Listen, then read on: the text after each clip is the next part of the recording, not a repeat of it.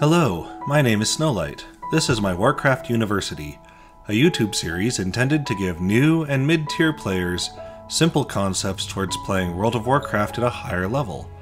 In this video we will discuss controls, movement, and key bindings. When you first create a character, there will be some tutorials that guide you through the basics of moving and using abilities.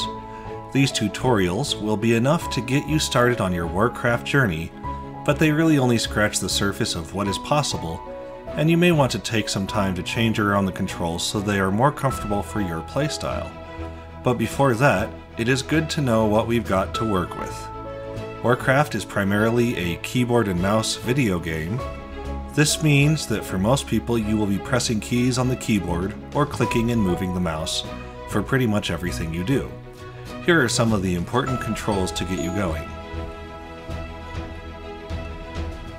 The number keys at the top of your keyboard line up with your primary action bar, with one being on the far left, two next to one, and so on down the line. The keys for movement are W and S to move forward and back, Q and E to move your character left and right, A and D will turn your character, and the spacebar will make your character jump. In addition, some keys relating to opening menus and windows are as follows. The I key opens the Dungeon Finder menu. H opens the same menu but on the PvP tab. O is the social menu where you can find your friends. P opens your spellbook. K opens the same window but on the Professions tab. J is your guild window. I'm not sure how J means guild, but whatever.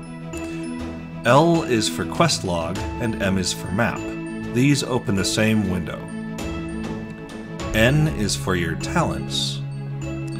B opens your backpack, and Shift B opens all your bags. Escape opens up the game menu. And of course, the Enter key opens the dialogue window so you can start typing. If your interface disappears and you don't know why, try holding the Alt key and pressing Z. This key toggles the user interface on and off so you can take better pictures. And on that note, the Print Screen button will save a screenshot to your computer in the Screenshots folder. These are not all the default keys on your keyboard, but this list should get you enough key bindings to get you started. The mouse, or pointer device, tends to have less buttons than a keyboard. The value of having a mouse comes from precise movements. You can control the direction your character is moving by holding down the right button and moving your mouse to redirect your character and the camera. You can always move forward by pressing both the left and the right mouse buttons. If you want to use an ability on your bars, you can instead hover your mouse over that ability and click it to activate the ability. Or click on anything on the screen like characters, unit frames, the minimap, or even this guy. Wait, how did he get in my video? Oh well, moving on. Depending on the mouse that you use, you may have even more buttons. For example, I play Warcraft using the Naga Trinity mouse with the number pad attachment. This gives me access to press any of the number pad buttons with my thumb, so I have customized the number pad to do additional things for me. Now we've gone over the control schemes, let's talk briefly about the different ways to move your character. First, turning. You can turn your character by pressing A or D on the keyboard, and this works well enough, but it lacks the precision of mouse movement. Because of this, I recommend using the mouse to turn your character by holding down the right mouse button and moving the mouse left or right. The advantage is the amount of precision you can obtain with this method, where you can turn at a slow rate, or at a much faster rate, to quickly get your character oriented properly. Concerning movement, the mouse is limited to only moving forward by clicking both mouse buttons, whereas you can achieve 8 directional movement with the keys W, S, Q, and E, or pressing 2 of those keys at once for the diagonal directions. Because of this, the way to maximize your movement options and precision is to use your keyboard to move your character and the mouse to turn your character, as you can see I am doing here. As an additional note, flying characters can use the same movement scheme with the addition of the vertical direction of movement, where your character turns up and down. The control for this is exclusively on the mouse, so again, use that right click to choose the direction your character will move while you're in the air. In addition to moving your character yourself, there are two additional features that help make the game more enjoyable. First, the auto run button, when pressed, will have your character run, or fly, forward until you press the button again. This can be very helpful when you need to go a certain direction for a long period of time, like flying across multiple zones. The auto follow button, assuming you are targeting a friendly player, will follow that player as they move around as long as they don't run faster than you, which is very helpful as long as you have a friend willing to have you tag along with them.